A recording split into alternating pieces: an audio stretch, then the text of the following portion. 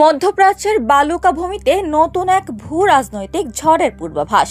Saudi আরব চাইছে যুক্তরাষ্ট্রের সঙ্গে এমন এক প্রতিরক্ষা চুক্তি যেখানে রিয়াদের উপর হামলা মানে ওয়াশিংটনের উপর হামলা। ব্রিটিশ দৈনিক ফিনান্সিয়াল টাইমস জানিয়েছে চুক্তিটি অনেকটা কাতারের সঙ্গে যুক্তরাষ্ট্রের সাম্প্রতিক নিরাপত্তা চুক্তির মতো। তবে এবার খেলা আরো বড়, আরো জটিল, কারণ এতে জড়িয়ে আছে তেল ক্ষমতা আর মধ্যপ্রাচ্যর ভারসাম্য।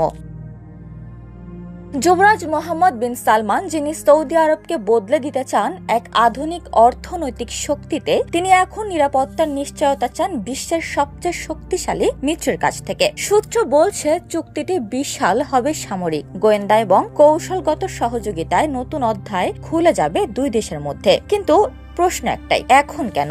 ইসরায়েলের দোহা হামলার পর উপসাগরীয় দেশগুলো বুঝেছে আঞ্চলিক নিরাপত্তা কতটাই অনিশ্চিত। ইসরায়েল ঘনিষ্ঠ তবু অনির্দিষ্ট, তাদের আক্রমণে কাঁপছে আরব বিশ্ব। এই প্রেক্ষাপটে সৌদি আরব চায় যুক্তরাষ্ট্রের সরাসরি নিরাপত্তা। অন্যদিকে ট্রাম্প প্রশাসনও চাইছে একটি বড় চুক্তি যা দেখাবে আমেরিকার প্রভাব এখনো অটুট মধ্যপ্রাচ্য হৃদয়ে।